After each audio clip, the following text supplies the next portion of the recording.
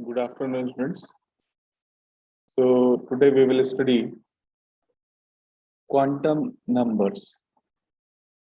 This quantum number is quite important if we talk about the competitive exams or NEET. So if I ask you, what do you mean by quantum number? Then you will say, in order to define the state of electron in an atom, a set of 4 numbers is required known as quantum number. Clear? Once again I am repeating. In order to define the state of electron in an atom, a set of 4 numbers.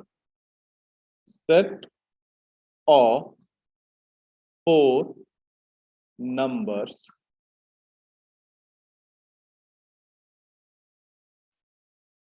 is required known as quantum number.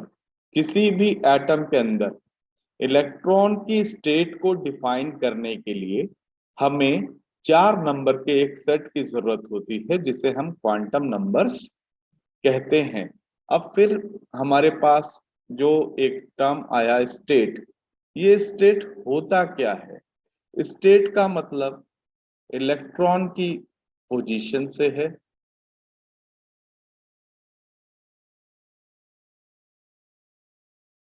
Electron की energy से है,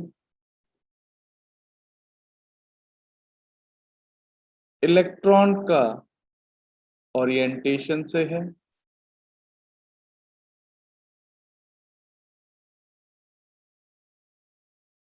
electron की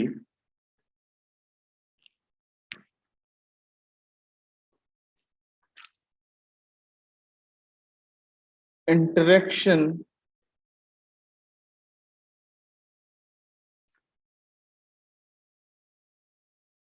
with other electrons। ध्यान से सुनिएगा, यहां पर एक बार मैं और आपको क्लियर कर देता हूं। किसी भी एटम के अंदर इलेक्ट्रॉन के स्टेट को डिफाइन करने के लिए हमें 4 सेट के नंबर्स रिक्वायर्ड होते हैं जिसे हम क्वांटम नंबर कहते हैं। इस स्टेट से मतलब है इलेक्ट्रॉन का पोजीशन, इलेक्ट्रॉन की energy, orientation of electron in space, ठीक, और interaction of electron with the other electron. Clear? So once again I am repeating, in order to define the state of electron in an atom, a set of 4 number is required which is known as quantum number. The term state include the position of electron, the energy of electron, orientation in space, and interaction of electron with other electron। तो ये quantum number की आपकी definition है। मतलब वो number जो किसी भी एटम के अंदर इलेक्ट्रॉन की पोजीशन, इलेक्ट्रॉन की एनर्जी, इलेक्ट्रॉन की ओरिएंटेशन और दूसरे इलेक्ट्रॉन्स के साथ उसका इंटरेक्शन डिफाइन करते हो, वो नंबर्स क्वांटम नंबर कहलाते हैं। क्वांटम नंबर मेनली 4 टाइप्स के होते हैं। नेक्स्ट स्लाइड में मैं आपको बताऊंगा ये 4 टाइप्स क्वांटम नंबर कौन कौन से होते हैं। ठीक है? 4 तरह के जो क्वांटम नंबर मैंने आपको बताए थे, उन 4 तरह के क्वांटम नंबर्स में सबसे पहला क्वांटम नंबर जो होता है उसे कहते हैं प्रिंसिपल क्वांटम नंबर। हिंदी में इसे मुख्य क्वांटम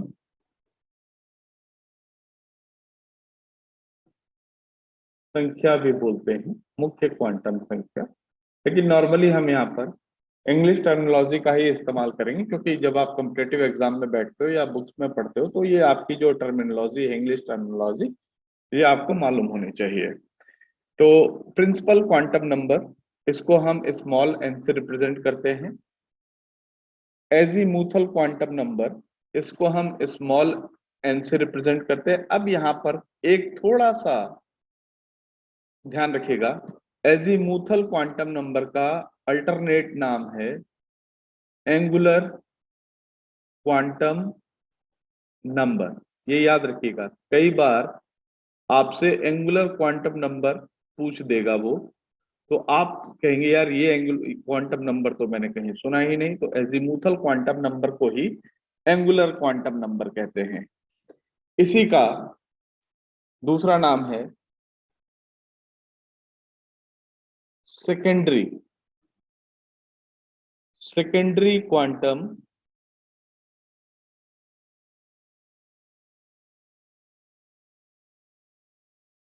नंबर।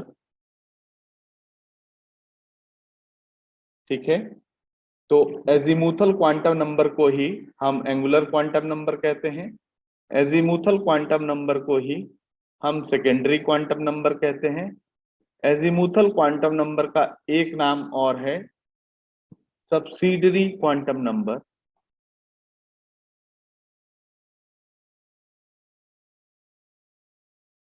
सब्सिडरी क्वांटम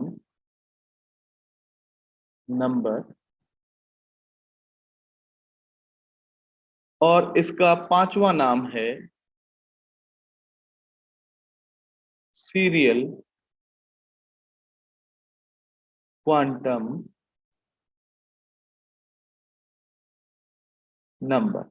ये याद रखिएगा, क्योंकि क्वेश्चन पूछने वाला इन पांचों में से किसी नाम से आपसे क्वेश्चन पूछ सकता है। एजीमुथल क्वांटम नंबर को हम एंगुलर क्वांटम नंबर भी कहते हैं, सेकेंडरी क्वांटम नंबर भी कहते हैं, सब्सिडरी क्वांटम नंबर भी कहते हैं, और सीरियल क्वांटम नंबर भी कहते हैं। और एजीमुथल क्वांटम नंबर को हम स्मॉल एल से रिप्रेजेंट करते हैं, जैसा कि यहाँ पर आपको दिखाया गया है। उसके बाद आता है magnetic quantum number. Magnetic quantum number को हम स्मॉल एम से रिप्रेजेंट करते हैं। और फाइनली हम स्पिन क्वांटम नंबर को स्मॉल एस से रिप्रेजेंट करते हैं। जैसे मैंने बताया कि किसी भी एटम के अंदर इलेक्ट्रॉन की स्टेट को डिफाइन करने के लिए मुझे चार सेट ऑफ नंबर्स की रिक्वायरमेंट होती है। A four set of number is required. इसी को हम कहते हैं क्वांटम नंबर। ये चार कौन कौन से होते हैं? Principal quantum number, azimuthal quantum number, magnetic quantum number और स्पिन क्वांटम नंबर। साधारण और आसान भाषा में किसी भी एटम के अंदर इलेक्ट्रॉन का एड्रेस बताने के लिए जिन नंबर्स की जरूरत होती है उसे हम कहते हैं क्वांटम नंबर्स।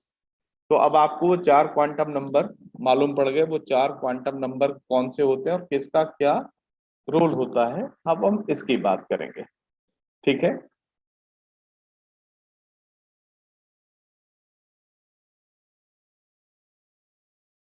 अब आप यहाँ देख रहे हैं प्रिंसिपल क्वांटम नंबर। जो हम पहली चीज पढ़ रहे हैं वो है हमारा principal quantum number. Principal quantum number सबसे पहले दिया था नील्स बोर ने। नील्स बोर एक साइंटिस्ट थे, उन्होंने प्रिंसिपल क्वांटम नंबर दिया था।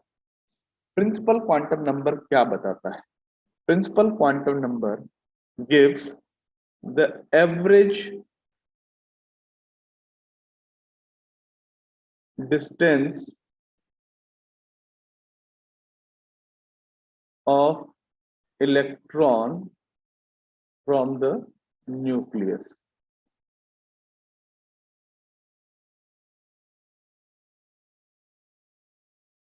Principal quantum number was introduced by Niels Bohr. It gives the distance of electron from the nucleus. It also indicates the average volume of electron cloud.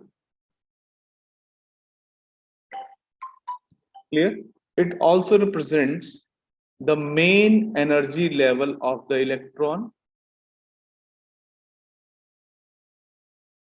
Main energy level of electron. ध्यान से सुनिएगा, principal quantum number किसने दिया था? Principal quantum number was coined by Niels Bohr. It gives the average distance of electron from the nucleus. It also gives or indicates the average volume of electron clouds. It represents the main energy level of electron around the nucleus in which electron is revolving. Now, अब principal quantum number को हम n से represent करते हैं, ठीक है।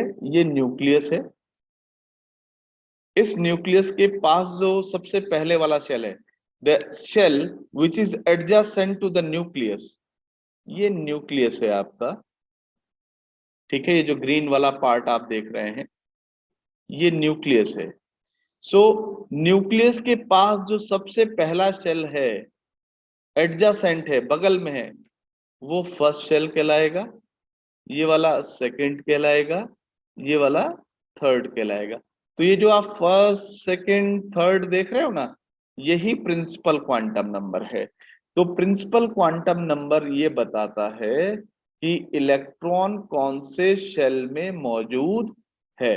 Principal quantum number आपको ये बताता है कि इलेक्ट्रॉन कौन से शेल में मौजूद है।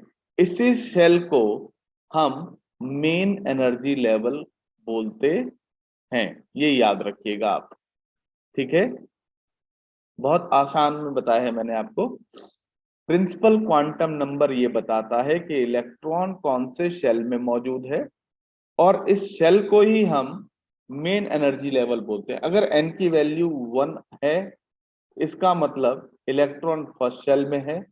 अगर n की वैल्यू 2 आ रही है, इसका मतलब इलेक्ट्रॉन सेकंड शेल में है। अगर n की वैल्यू थर्ड आए, इसका मतलब इलेक्ट्रॉन थर्ड शेल में है। अगर n की वैल्यू 4 आए, तो इसका मतलब इलेक्ट्रॉन फोर्थ शेल में है। अगर n की वैल्यू 5 आए, तो इसका मतलब इलेक्ट्रॉन फिफ्थ शेल में है। तो एक बात ध्यान रखिएगा, n की वैल्यू कभी 0 नहीं हो सकती। क्यों? क्योंकि न्यूक्लियस के पास जो सबसे पहला शेल होगा, उसके लिए n की वैल्यू 1 होगी, तो n कभी भी 0 नहीं हो सकता। n can never be 0। अच्छा, दूसरा, n में always have positive integral values only. कभी भी n की वैल्यू फ्रैक्शन में नहीं होगी। n never be fractional. 1 1/2 कभी नहीं होगा। n never be fractional 1.5। तो n की वैल्यू कभी भी फ्रैक्शनल नहीं हो सकती, n की वैल्यू कभी 0 नहीं हो सकती। n हमेशा पॉजिटिव इंटीग्रल वैल्यू होगा, 1 2 3 4 5 अप टू इंफिनिटी। तो दोबारा सुन लीजिए, प्रिंसिपल क्वांटम नंबर किसी भी इलेक्ट्रॉन के न्यूक्लियस से उसके डिस्टेंस को बताता है, इलेक्ट्रॉन क्लाउड के एवरेज वॉल्यूम को इंडिकेट करता है, किसी भी इलेक्ट्रॉन के एनर्जी लेवल को डिफाइन करता है, इलेक्ट्रॉन कौन से शेल में है, ये भी आपको प्रिंसिपल क्वांटम नंबर के थ्रू ही बताएगा। अच्छा, अब यहाँ एक बात याद रखिएगा, जैसे जैसे n की वैल्यू इंक्रीज होगी, इलेक्ट्रॉन की एनर्जी भी बढ़ती जाएगी। Means energy of electron is directly proportional to the principal quantum number. Principal quantum number, जिसको आपने स्मॉल n से रिप्रेजेंट किया है। Energy of electron is directly proportional to the principal quantum number. जैसे जैसे प्रिंसिपल क्वांटम नंबर की value बढ़ेगी, energy of electron भी बढ़ता चला जाएगा। क्लियर? अब ये बात याद रखिएगा, the electron which is situated in third shell would have higher energy than the electron present in second shell. मतलब क्या हुआ, वो इलेक्ट्रॉन जो थर्ड शेल में मौजूद हैं, उनकी एनर्जी सेकंड शेल में मौजूद इलेक्ट्रॉन से ज्यादा होगी। उसी तरीके से सेकंड शेल के इलेक्ट्रॉन की एनर्जी फर्स्ट शेल में रहने वाले इलेक्ट्रॉन से ज्यादा होगी। तो प्रिंसिपल क्वांटम नंबर बढ़ने के साथ साथ इलेक्ट्रॉन की एनर्जी बढ़ती जाती है, या वो इलेक्ट्रॉन जो न्यूक्लियस से जितना ज्यादा दूर होगा, उसकी एनर्जी उतनी ही ज्यादा होगी। ये आपके कंसेप्चुअल क्वेश्चंस में आते हैं। आप इसको पढ़ेंगे जब बुक से तो सारी चीजें आपको क्लियर हो जाएंगी। तो प्रिंसिपल क्वांटम नंबर क्लियर है। अब हम बात करते हैं आपका एजीमुथल क्वांटम नंबर की।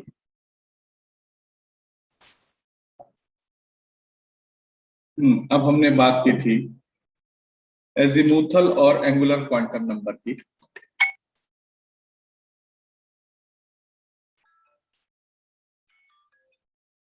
हाँ, अब जैसे मैंने आपको बताया था कि आपका एजीमुथल क्वांटम नंबर को ही हम 5 नामों से पुकारते हैं। अब एग्जामिनर जो क्वेश्चन पूछने वाला है वो किसी भी नाम से आपसे पूछ सकता है। तो सबसे पहले एजीमुथल क्वांटम नंबर का काम क्या है? It explain the fine spectrum of hydrogen atom. अब ये स्पेक्ट्रम क्या होता है आगे वाली क्लास में मैं बताऊंगा स्पेक्ट्रम क्या होता है। आप सिर्फ इतना जान लीजिए, it explain the fine spectrum of hydrogen atom, क्योंकि ये आपसे पूछा जा सकता है which quantum number explain the fine spectrum of hydrogen atom. तो आपके पास वहां पर ऑप्शन होते हैं एजीमुथल क्वांटम नंबर। अब एजीमुथल की जगह उसने एंगुलर दिया होगा तो एंगुलर क्वांटम नंबर, एंगुलर की जगह उसने सेकेंडरी दिया होगा तो सेकेंडरी क्वांटम नंबर, सेकेंडरी की जगह सब्सिडरी दिया होगा तो सब्सिडरी क्वांटम नंबर, सब्सिडरी की जगह सीरियल क्वांटम नंबर दिया होगा तो सीरियल क्वांटम नंबर। तो आपको ये मालूम होना चाहिए कि azimuthal quantum number explain the fine spectrum of hydrogen atom. What else angular quantum number gives? It also gives the angular momentum of electron in elliptical orbit while in motion round the nucleus. Clear?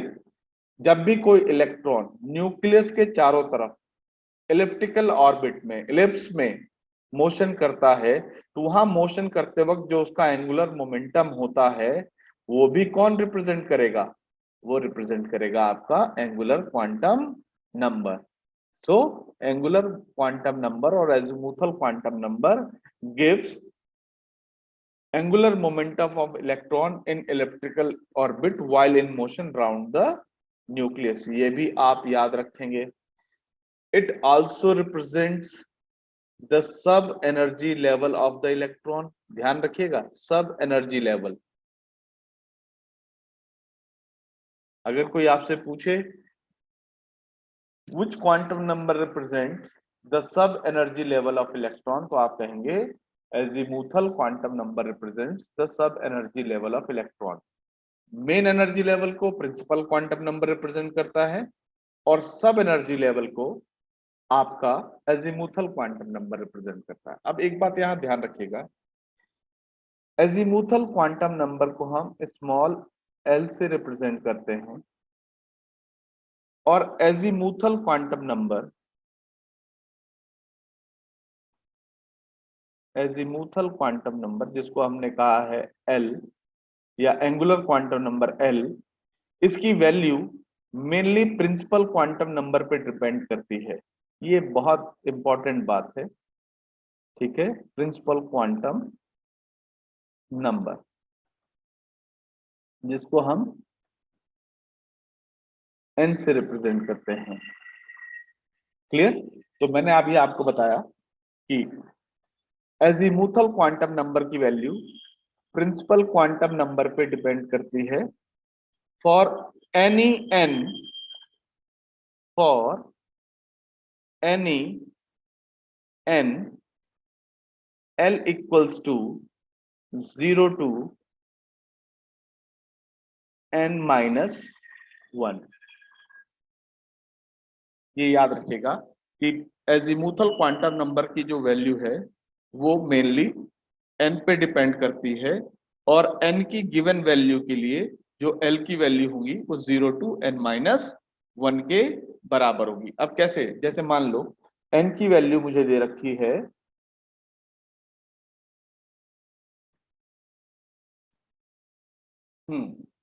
यहां पर मैंने बताया था आपको कि जो azimuthal quantum number L है उसकी वैल्यू प्रिंसिपल क्वांटम नंबर पे डिपेंड करती है। अगर एन की वैल्यू 3 है तो L की वैल्यू कैलकुलेट कीजिए। तो मैंने बताया था L की वैल्यू कैसे निकालेंगे, 0 to n-1 रख दीजिए फॉर्मूले में। 0 to n की वैल्यू कितनी दे रखी है आपको यहाँ पर, 3, 3-1, तो 0 to 3-1 कितना आया, 2। तो 0 से लेकर 2 तक, तो L की वैल्यू क्या होगी, 0, 1, 2। तो ये बहुत आसान है। अगर मुझे प्रिंसिपल क्वांटम नंबर की वैल्यू दी गई है और मुझसे एजीमुथल क्वांटम नंबर की वैल्यू पूछी गई है तो मैं बहुत आसानी से निकाल दूंगा। अब मुझे अगर उसने कहा n की वैल्यू 5 है तो L की वैल्यू बताएं। L की वैल्यूज क्या होंगी, एजीमुथल क्वांटम नंबर की वैल्यूज क्या होंगी, तो आप सीधे सीधे फिर लिखेंगे formula, L equals to 0 to n-1, 0 to 5-1, तो क्या आ गया, 0 to 4। तो ये आपकी L की वैल्यू आ गई 0, 1, 2, 3, 4। अब एक बात यहां पर आपको याद रखना है, जैसे मैंने आपको बताया था कि n मेन एनर्जी लेवल को रिप्रेजेंट करता है। अगर n की वैल्यू आपकी इलेक्ट्रॉन के शेल को रिप्रेजेंट करती है तो एजीमुथल क्वांटम नंबर की वैल्यू सब शेल को रिप्रेजेंट करती है, सब एनर्जी लेवल को रिप्रेजेंट करती है। ये बात बिल्कुल याद रखिएगा, अगर L की वैल्यू 0 आती है तो वो S सब शेल को रिप्रेजेंट करता है, याद रखिएगा, S सब शेल। मैं इसको अभी और अच्छा से एक्सप्लेन करूंगा, घबराने की जरूरत नहीं है। L की वैल्यू 1 आती है तो ये P सब शेल को रिप्रेजेंट करता है, ये आप याद रखेंगे। अगर L की वैल्यू 2 आती है तो ये D सब शेल को रिप्रेजेंट करता है, ठीक। अगर L की वैल्यू 3 आती है तो ये F सब शेल को रिप्रेजेंट करता है, और L की वैल्यू अगर 4 आ जाए तो ये G सब शेल को रिप्रेजेंट करता है, ये याद रखिएगा। क्लियर। L की वैल्यू 0 तो S सब शेल, L की वैल्यू 1 तो P सब शेल, L की वैल्यू 2 तो D सब शेल, L की वैल्यू 3 तो F सब शेल, L की वैल्यू 4 तो G सब शेल। अब यहां पर हम आगे बढ़ते हैं। अब आइए देखिए, थोड़ा सा इसको और क्लेरिफाई करता हूं मैं।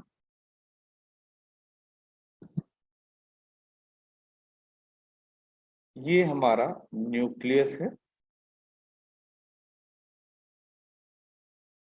ये न्यूक्लियस के सबसे पास वाला शेल है।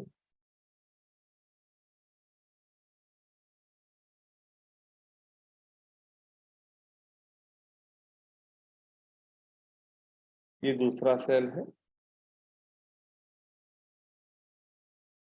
ये तीसरा,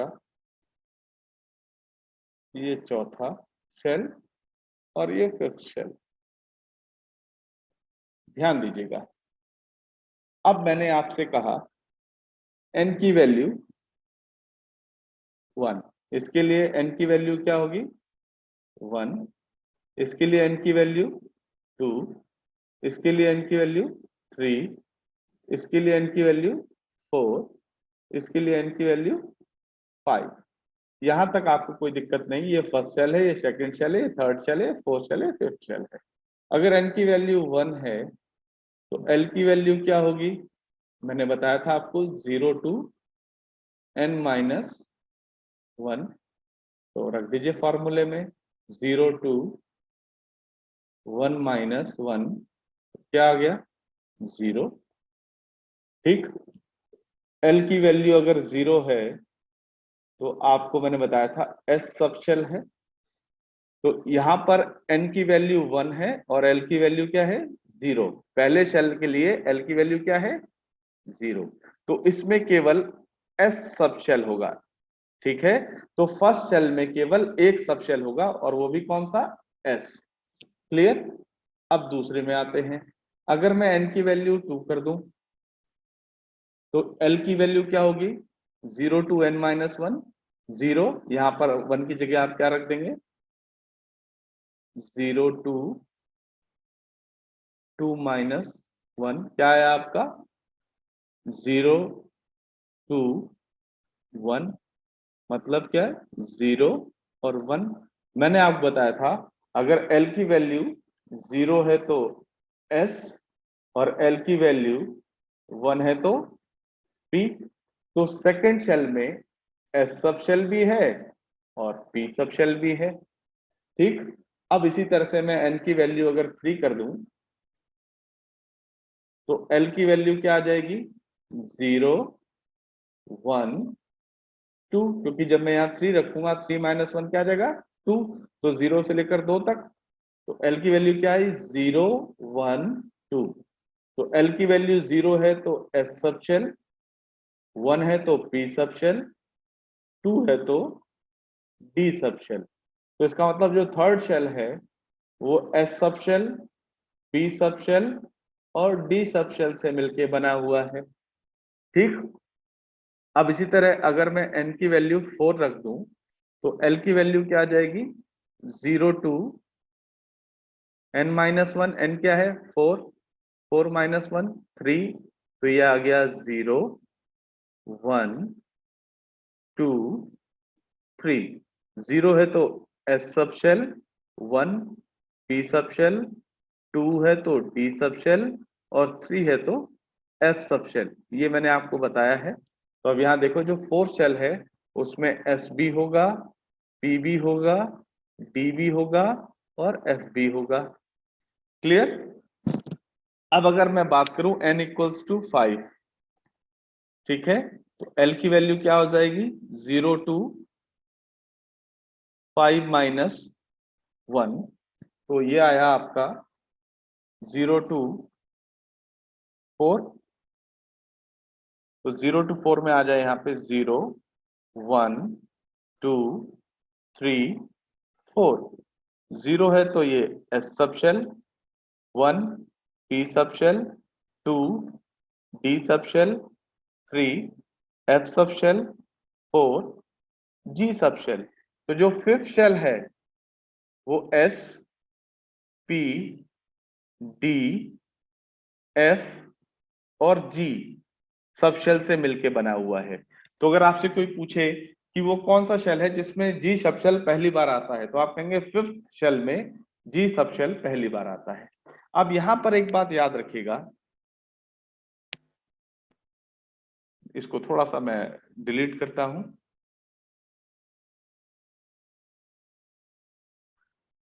अब ये देखिए मैंने थोड़ा सा डायग्राम को इम्प्रूव किया है। ये आपका न्यूक्लियस है, न्यूक्लियस एटम का। न्यूक्लियस के एडजेसेंट सेल को सबसे पास वाले सेल के लिए प्रिंसिपल क्वांटम नंबर की वैल्यू 1 होती है। और मैंने इसको बताया कि इसमें कौन सा सब शेल होता है केवल एस सब शेल होता है। न्यूक्लियस के बाद वाला ये वाला सेल होगा सेकंड शेल। इसमें एस और पी दोनों सब शेल होंगे। ये थर्ड शेल है, एन की वैल्यू 3 है। यहां पर थर्ड शेल में एस बी होगा, पी बी होगा और डी बी होगा। इस फोर्थ के लिए एस पी डी एफ और फिफ्थ वाले के लिए S P D F G. तो ध्यान रखिए फर्स्ट शेल में केवल एक ही सब शेल होता है और वो भी एस सब शेल। सेकेंड शेल एस और पी सब शेल से मिलकर बना होता है। थर्ड शेल sp-d से मिलके बना होता है, फोर्थ शेल sp-d-f सब शेल से मिलके बना होता है, और फिफ्थ शेल sp-d-f-g सब शेल से मिलके बना होता है। अब यहां आइए, सब शेल क्या है? s सब शेल में मैक्सिमम 2 इलेक्ट्रॉन हम भर सकते हैं, 2 से कम तो हो सकते हैं लेकिन 2 से ज्यादा नहीं। p में हम मैक्सिमम 6 इलेक्ट्रॉन भर सकते हैं, 6 से कम तो हो सकते हैं लेकिन 6 से ज्यादा नहीं। d में हम 10 इलेक्ट्रॉन फिलअप कर सकते हैं, 10 से कम तो हो सकते हैं लेकिन 10 से ज्यादा नहीं। f में 14 और g में 18। ये बात याद रखिएगा, ये हम मैक्सिमम नंबर ऑफ इलेक्ट्रॉन भर सकते हैं इन सब शेल में। तो अगर कोई पूछे आपसे कि आप फर्स्ट शेल में केवल 2 इलेक्ट्रॉन ही क्यों भर सकते हो, तो आप कहोगे कि फर्स्ट शेल में केवल एक s सब शेल होता है और s में हम मैक्सिमम 2 इलेक्ट्रॉन भर सकते हैं, इसीलिए फर्स्ट शेल में आप 2 से ज्यादा इलेक्ट्रॉन नहीं भर सकते। अब आ जाइए सेकंड शेल में।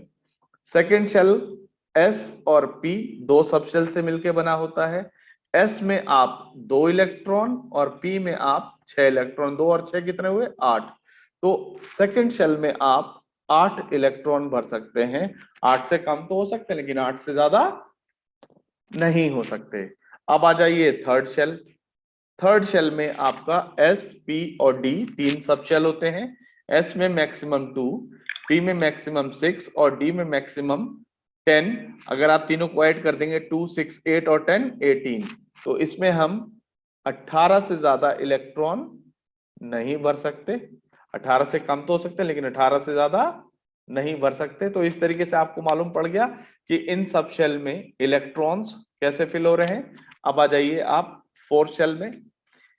ठीक, sp-d-f फोर्थ शेल में sb है, pb है, db और fb है। s में आप 2 इलेक्ट्रॉन, p में 6, 10, 14, ठीक, और 18। अगर आप सबको ऐड कर दें 2, 6, 8, 18, 10, 28, 4, 32, तो हम फोर्थ शेल में 32 इलेक्ट्रॉन फिल कर सकते हैं, लेकिन 32 से ज्यादा हम फिल नहीं कर सकते। इसी तरह से फिफ्थ शेल में हम 50 इलेक्ट्रॉन भर सकते हैं, 50 से ज्यादा नहीं फिल कर सकते। ठीक है, ये आप याद रखिएगा। अब यहां पर बात करते हैं, जो फर्स्ट शेल में एस सब शेल है उसकी डेजिग्नेशन होगी 1s। जो सेकंड शेल में एस और पी सब शेल हैं उसकी डेजिग्नेशन होगी 2s, 2p। ये 2 है आपका प्रिंसिपल क्वांटम नंबर और ये s है एजीमुथल क्वांटम नंबर। इससे क्या मालूम पड़ा कि ये जो s सब शेल है ये सेकंड शेल का है, ये जो s सब शेल है ये फर्स्ट शेल का है। अगर मैं यहाँ पे 3s लिख दूं तो ये s सब शेल है ये थर्ड शेल का है। अगर मैं यहाँ पे 4s लिख दूं तो इसका मतलब क्या हुआ, ये जो s सब शेल है ये फोर्थ शेल का है। और मैंने बताया था जैसे जैसे प्रिंसिपल क्वांटम नंबर की वैल्यू बढ़ती है इलेक्ट्रॉन की एनर्जी बढ़ती है। इसका मतलब जो इलेक्ट्रॉन 4s में होगा उसकी एनर्जी 3s वाले से ज्यादा होगी। ठीक, इसी तरह से वो इलेक्ट्रॉन जो 3s सेल में होगा उसकी एनर्जी 2s वाले से ज्यादा होगी। इसी तरीके से वो इलेक्ट्रॉन जो 2s में होगा उसकी एनर्जी 1s वाले से ज्यादा होगी। तो ये चीजें आपको समझ में आ रही है? बड़ा कंसेप्चुअल क्वेश्चन है, क्योंकि इसका आगे जब आप न्यूमेरिकल पोर्शन में यूज करोगे तो वहां आपका कंसेप्ट क्लियर होना जरूरी है, अदरवाइज आप क्या होगा, आप स्टक हो जाओगे। तो ये आपका डेजिग्नेशन कहलाता है 1s, 2s, 2p, 3p। तो इस तरीके से जैसे ये है आपका फिफ्थ शेल में तो ये हो जाएगा 5s, 5p, 5d, 5f, 5g। ठीक, ये इसके लिए हो गया। अगर मैं बात करूं फोर्थ शेल की तो ये आ गया 4s, 4p, 4d, 4f। अगर मैं बात करूं थर्ड शेल की तो ये आ गया 3s, 3p 3d। अगर मैं बात करूं सेकेंड शेल की तो यहाँ आ जाएगा 2s 2p। अगर मैं बात करूं फर्स्ट शेल की तो ये आ गया आपका 1s। तो ये जो आप नोटेशन देख रहे हो इसको हम बोलते हैं डेजिग्नेशन। इसमें जो न्यूमेरिकल पोर्शन है वो बताता है इलेक्ट्रॉन का एनर्जी लेवल, इलेक्ट्रॉन कौन से शेल में है, first shell, second shell, third shell. और एसपीडीएफ बताता है कि इलेक्ट्रॉन कौन से सब शेल में है। ठीक है, एसपीडीएफ आपका सब शेल है। क्लियर? एस का मतलब होता है शार्प, पी का मतलब होता है आपका, मैं आपको बताता ये एसपीडीएफ सब शेल होते क्या हैं। तो एसपीडीएफ सब शेल जो दिए गए हैं, एस का मतलब होता है शार्प, पी का मतलब होता है प्रिंसिपल, डी का मतलब होता है डिफ्यूज, एफ का मतलब फंडामेंटल। और ये जो टर्मिनोलॉजी दी गई है इन सब शेल को, ये टर्मिनोलॉजी स्पेक्ट्रम में मौजूद जो स्पेक्ट्रल लाइंस हैं उनके बिहाफ पे दी गई हैं। ये आपको नहीं पढ़ना है, आपको केवल ये याद रखना है कि एसपीडीएफ क्या है। एसपीडीएफ सब शेल हैं। एस का मतलब शार्प, पी का मतलब प्रिंसिपल, डी का मतलब डिफ्यूज, एफ का मतलब फंडामेंटल। और ये जो टर्मिनोलॉजी, ये जो नाम दिए गए हैं, ये किस बिहाफ पे दिए गए हैं? स्पेक्ट्रम। स्पेक्ट्रम में जो स्पेक्ट्रल लाइंस हैं, स्पेक्ट्रल लाइंस के पैटर्न के बिहाफ पे सब शेल्स को ये नाम दिए गए हैं। तो ये आपका अभी तक हमने पढ़ा एजीमुथल क्वांटम नंबर और प्रिंसिपल क्वांटम नंबर।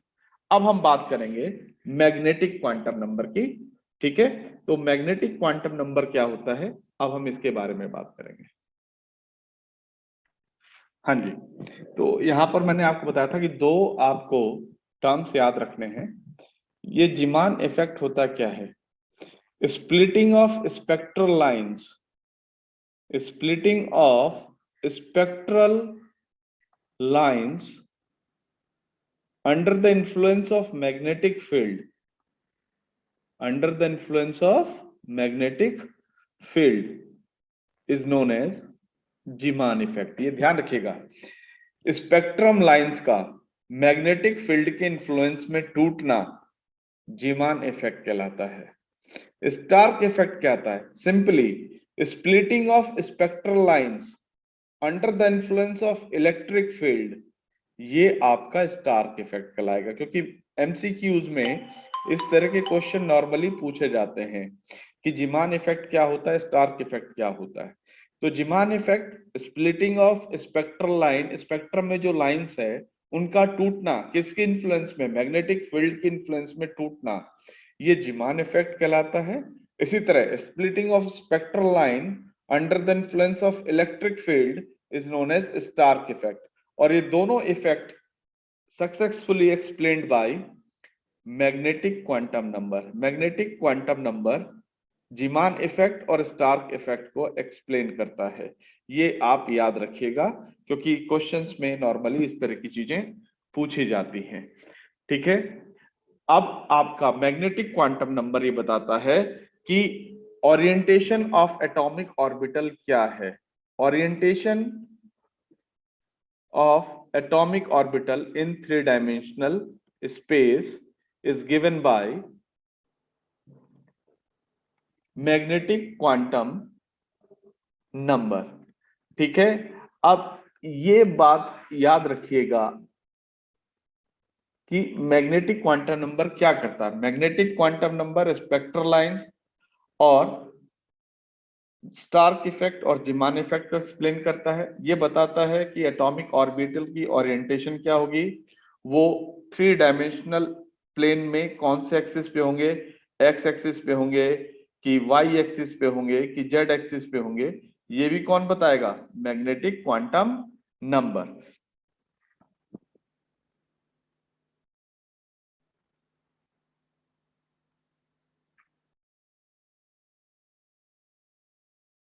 चलिए अब यहां पर आप देखिए, नॉर्मली एन जो आपका प्रिंसिपल क्वांटम नंबर था, ये बताता था शेल को कि इलेक्ट्रॉन कौन से शेल में होगा। फिर आया एल, ये बताता था इलेक्ट्रॉन कौन से सब शेल में होगा। अब आया m, मैग्नेटिक क्वांटम नंबर। ये बताएगा कि इलेक्ट्रॉन कौन से एटॉमिक ऑर्बिटल में होगा। ठीक है, अब एटॉमिक ऑर्बिटल क्या होता है, आपसे ये पूछा जाए what do you mean by atomic orbital, then you will say the three-dimensional area around the nucleus where the probability of finding of electron is maximum is known as atomic orbital। ठीक है, दोबारा बोलता हूं, nucleus के चारों तरफ वो three dimensional area जहां इलेक्ट्रॉन की पाए जाने की संभावना सबसे ज्यादा होती है वो कहलाता है आपका इलेक्ट्रॉन एटॉमिक ऑर्बिटल। वो त्रिविमीय क्षेत्र जो न्यूक्लियस के चारों तरफ मौजूद है जहां इलेक्ट्रॉन की पाए जाने की संभावना सबसे ज्यादा होगी वो त्रिविमीय क्षेत्र एटॉमिक ऑर्बिटल कहलाएगा। इंग्लिश में हम बोलेंगे the three dimensional area around the nucleus where the probability of finding of electron is maximum is known as atomic orbital. तो मैग्नेटिक क्वांटम नंबर क्या बताता है, मैग्नेटिक क्वांटम नंबर मुझे बताता है कि इलेक्ट्रॉन कौन से एटॉमिक ऑर्बिटल में होगा। अब इधर देखिए, principal quantum number, azimuthal quantum number. Azimuthal quantum number की वैल्यू किस पे डिपेंड करती है, प्रिंसिपल क्वांटम नंबर पे। और मैग्नेटिक क्वांटम नंबर की वैल्यू किस पे डिपेंड करेगी, एजीमुथल क्वांटम नंबर पे। तो जिस तरीके से मैंने एजीमुथल क्वांटम नंबर की वैल्यू प्रिंसिपल क्वांटम नंबर से निकाली थी, मैग्नेटिक क्वांटम नंबर की वैल्यू में एजीमुथल क्वांटम नंबर से निकालूंगा। The value of magnetic quantum number depends on L.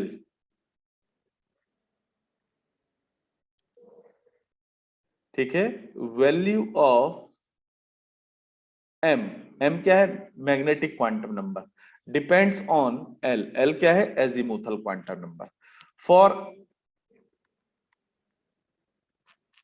Any M या for any L not M, m equals to -L2 plus L including 0।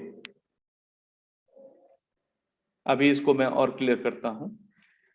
L की किसी भी दी गई value के लिए m की वैल्यू क्या होगी, -L से शुरू होकर प्लस L तक और 0 उसमें इंक्लूड होगा। मान लो आपको L की वैल्यू 1 दे दी गई और m की वैल्यू आपसे पूछी है, तो m की वैल्यू क्या होगी, -L2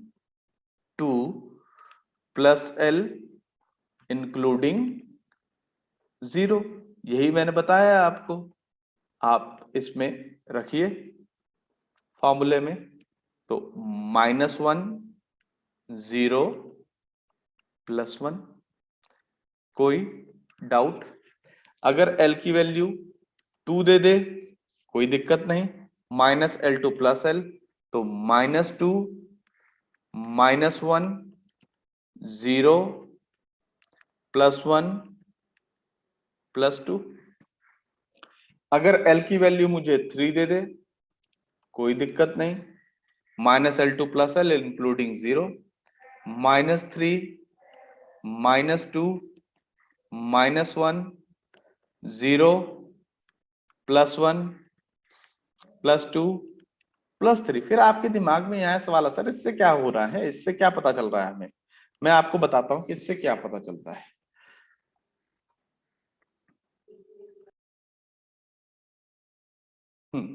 आइए, अगर n की वैल्यू 1 है, ठीक है, तो L की वैल्यू क्या होगी, 0 to n minus 1, 0 to 1 minus 1, 1 minus 1 कितना हुआ, 0। तो L की वैल्यू 0 आ गई। अब L की वैल्यू 0 है तो M की वैल्यू क्या होगी, -L2 प्लस L इंक्लूडिंग 0।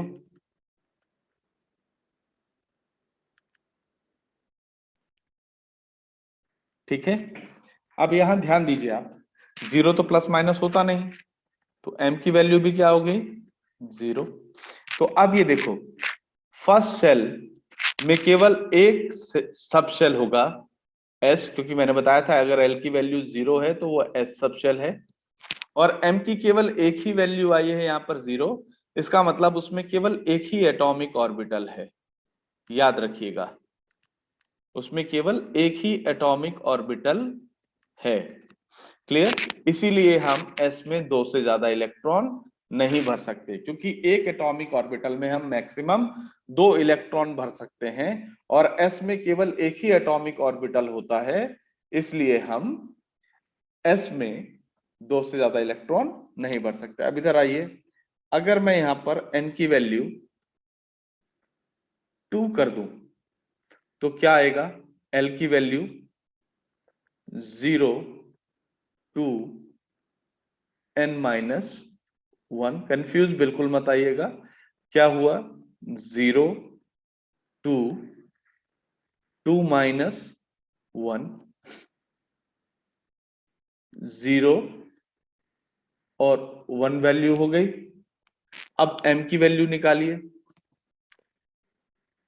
अब यहां पर l की दो वैल्यू है, एक l की वैल्यू है 0 और एक l की वैल्यू है 1, ठीक है, इस 0 के लिए m की वैल्यू क्या हो जाएगी, 0, इस l के लिए m की वैल्यू क्या हो जाएगी, -1 0 +1। अब ध्यान दो, यहां पे l की वैल्यू 0 है और m की वैल्यू भी 0 है, l की वैल्यू 0 है तो s सब शेल, और m की वैल्यू है 0, तो इसमें केवल एक ही एटॉमिक ऑर्बिटल होगा। क्लियर, अब यहां पर देखो, l की वैल्यू क्या है, 1, इसका मतलब p सब शेल। अब m की कितनी वैल्यू है, 1 2 3, इसका मतलब इसमें तीन एटॉमिक ऑर्बिटल होंगे। कितने एटॉमिक ऑर्बिटल होंगे, तीन। वो तीन कौन कौन से होंगे,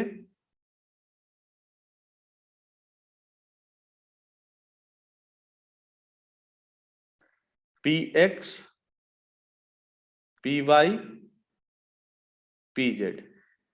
तो जो p सबशेल है वो तीन एटॉमिक ऑर्बिटल से मिलकर बना होता है, और मैंने अभी बताया कि एक एटॉमिक ऑर्बिटल में हम दो इलेक्ट्रॉन भरते हैं, तो p में कितने एटॉमिक ऑर्बिटल हैं, तीन, तो 3 2 जा 6, इसीलिए हम p में 6 इलेक्ट्रॉन भरते हैं।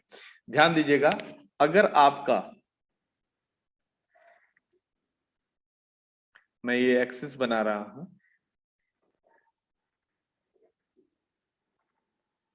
हाँ जी, इसको मैं मान लेता हूं एक्स एक्सिस, इसको मैं मान लेता हूं वाई एक्सिस, और ये जो है मेरा ये जेड एक्सिस। अगर मेरा p ऑर्बिटल x एक्सिस पे है तो ये कहलाएगा px, अगर मेरा p ऑर्बिटल y एक्सिस पे है तो ये कहलाएगा py, अगर मेरा p ऑर्बिटल z एक्सिस पे है तो ये मेरा कहलाएगा pz। तो ये ध्यान रखिएगा, हम इन मैग्नेटिक क्वांटम नंबर्स की वैल्यू देखकर बताते हैं कि उसमें कितने एटॉमिक ऑर्बिटल होंगे। तो ये चीज याद रखिएगा आप, यहां मैग्नेटिक क्वांटम नंबर की तीन वैल्यूज थी, इसलिए मैंने पता किया कि जो p सबशेल है, क्योंकि l की वैल्यू 1 है तो वो p सबशेल है, तो p सबशेल के लिए m की तीन वैल्यू आ रही हैं, इसका मतलब p सबशेल जो है वो तीन एटॉमिक ऑर्बिटल से मिलकर बना हुआ है, और उनके नाम क्या है, px py pz। अब px क्या मतलब, अगर p ऑर्बिटल x एक्सिस पे है तो उसको हमने px कहा, अगर p ऑर्बिटल y एक्सिस पे है तो हमने इसको py कहा, अगर p ऑर्बिटल z एक्सिस पे है तो मैंने इसको pz कहा। ये बात आप याद रखेंगे। अगर मैं यहां पर n की वैल्यू 3 लिखता हूं तो l की वैल्यू क्या आएगी मेरी, 0 2 n माइनस 1। अब यहां पर 0 2 3 माइनस 1, तो मेरा m की वैल्यू क्या आई, मेरी m की वैल्यू आई 0, पहले यहां पे हम लिख लेते हैं l की वैल्यू 0 1 2। ठीक है, तो यहां पे देखिए जब L की वैल्यू 0 थी, 1 थी और 2, तो M की वैल्यू क्या होगी? L की वैल्यू 0, तो M की वैल्यू कैसे निकालेंगे? M की वैल्यू निकालने के लिए मैंने फॉर्मूला दिया था आपको, -L2 plus L including 0, -L2 plus L including 0। ठीक है, ये फॉर्मूला है आपका। तो अब यहां देखिए आपको n की वैल्यू 3 दी है, L की वैल्यू कैलकुलेट करना बताया है मैंने, 0 to 3 - 1 0 1 2। अब इस L के वैल्यू पे हम M की वैल्यू निकालेंगे। अब इधर देखिए L की वैल्यू 0 है, तो -L2 plus L, 0 plus minus नहीं होता, इसलिए M की वैल्यू भी 0 आ गई। अब L की वैल्यू जब 1 है तो M की वैल्यू क्या होगी? -1, 0 प्लस 1। इन नंबर्स को आप कॉमा से सेपरेट कर दीजिए। इसका मतलब जब L की वैल्यू 0 है तो S सब शेल, और S सब शेल में केवल एक ही एटॉमिक ऑर्बिटल। जब L की वैल्यू 1 है तो P सब शेल, और P सब शेल में 3 एटॉमिक ऑर्बिटल।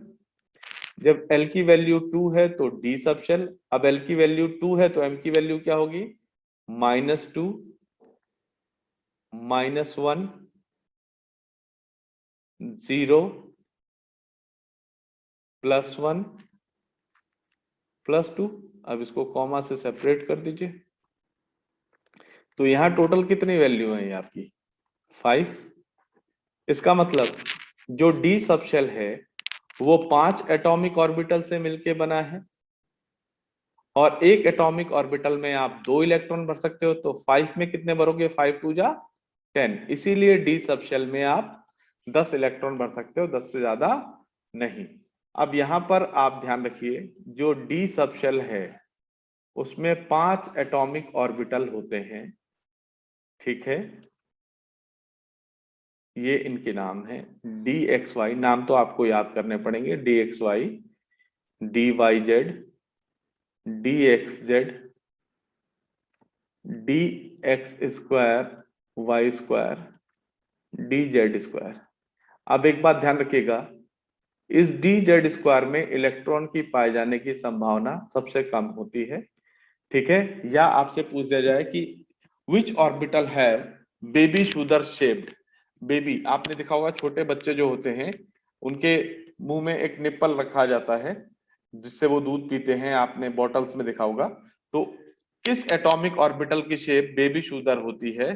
तो आप बोलेंगे D Z orbital have baby sugar shaped. ये D Z orbital, D Z square orbital है जिसकी शेप क्या होती है? बेबी शुगर शेप्ड या डॉफनेट शेप होती है। ये क्वेश्चंस आता है आपके नीट में या मेडिकल में, ऑब्जेक्टिव टाइप क्वेश्चंस में। तो इस तरीके से आप कैलकुलेट कर सकते हैं। अब हम बात करते हैं स्पिन क्वांटम नंबर की।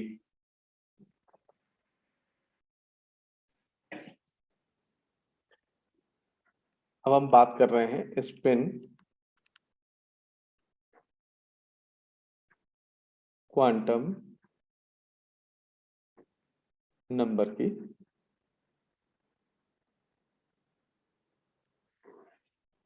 स्पिन क्वांटम नंबर को हम स्मॉल एस से रिप्रेजेंट करते हैं। स्पिन क्वांटम नंबर ये इंडिकेट करता है कि इलेक्ट्रॉन क्लॉकवाइज डायरेक्शन में या atomic orbital clockwise direction rotate कर रहे हैं या एंटी क्लॉकवाइज डायरेक्शन रोटेट कर रहे हैं। ठीक है, अगर क्लॉकवाइज डायरेक्शन में रोटेट कर रहे हैं तो उसकी वैल्यू +½ होगी, अगर एंटी क्लॉकवाइज डायरेक्शन रोटेट कर रहे हैं तो उसकी वैल्यू -½ होगी। जैसे मैंने बताया आपको, principal quantum number n, azimuthal quantum number l, और l की वैल्यू किस पे डिपेंड करती है? n पे। मैग्नेटिक क्वांटम नंबर m, इसकी वैल्यू किस पे डिपेंड करती है? एजीमुथल क्वांटम नंबर पे। इस तरह स्पिन क्वांटम नंबर s किस पे डिपेंड करेगा? मैग्नेटिक क्वांटम नंबर में। ये चारों क्वांटम नंबर एक दूसरे पे डिपेंडेंट होते हैं। जैसे n की वैल्यू गिवन है तो l की वैल्यू कैसे निकालोगे? 0 to n-1, मैंने फॉर्मूला बताया है। अगर L की वैल्यू गिवन है तो M की वैल्यू कैसे निकालोगे? -L2 plus L including 0। ठीक, अब इस तरह से s के लिए क्या फॉर्मूला है? कोई फॉर्मूला नहीं है।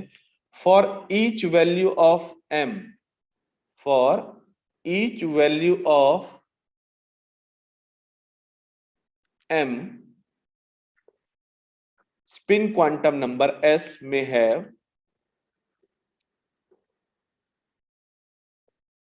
two values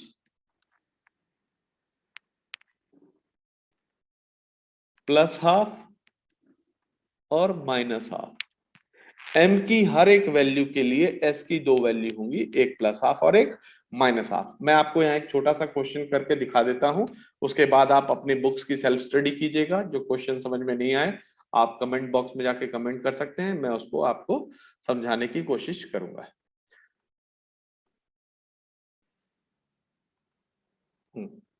यहाँ पे एक क्वेश्चन पूछा था, if n equals to 3 then find out all possible number of 4 quantum numbers. अगर n की वैल्यू 3 है तो चारों क्वांटम नंबर्स की वैल्यू बताएं। तो n की वैल्यू 3 हो गई, l की वैल्यू क्या आ जाएगी? 0 1 2। m की वैल्यू क्या आई? 0, इसके लिए -1 0 +1, 2 के लिए -2 -1 0 +1 +2। अब m की हर एक वैल्यू के लिए s की दो वैल्यू होंगी, एक प्लस हाफ और एक माइनस। जैसे ये है, इसके लिए प्लस हाफ माइनस हाफ। ये देख रहे हो, इस हर एक वैल्यू के लिए दो वैल्यू, बस इसी तरह लिखते चले जाओ। इस एक के लिए यहां लाइन खींचने की जरूरत नहीं है, आप केवल लिखते चले जाइएगा, प्लस हाफ माइनस हाफ।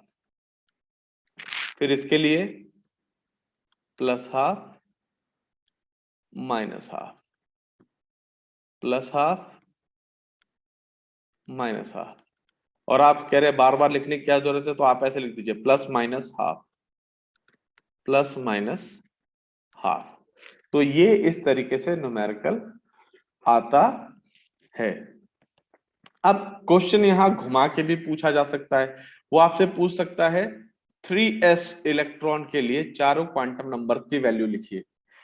ठीक है, 3s इलेक्ट्रॉन के लिए चारों क्वांटम नंबर्स की वैल्यू लिखिए। अब यहां देखिए, ये जो 3 है ये प्रिंसिपल क्वांटम नंबर है। 3 ये रिप्रेजेंट करता है कि इलेक्ट्रॉन थर्ड शेल में घूम रहा है, तो n की वैल्यू क्या हो गई? 3।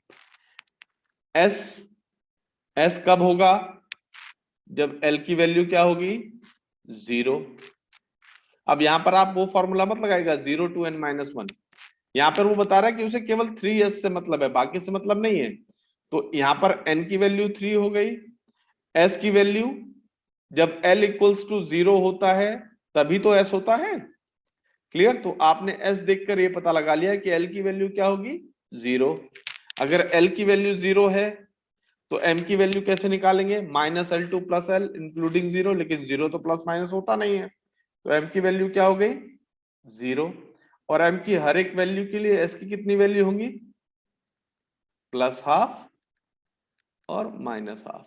तो इस तरीके से आप क्वेश्चंस को सॉल्व कर सकते हो। तो यहां पर मैं क्वांटम नंबर्स की क्लास फिनिश करता हूं, और लगभग 85% मैंने पूरा कर दिया है। 15% पार्ट आपका सेल्फ स्टडी है। जब आप सेल्फ स्टडी करेंगे तो आप अपने कंसेप्ट को और क्लियर करेंगे। ठीक है, तो I wish you guys to do your best. Thank you and call of a day.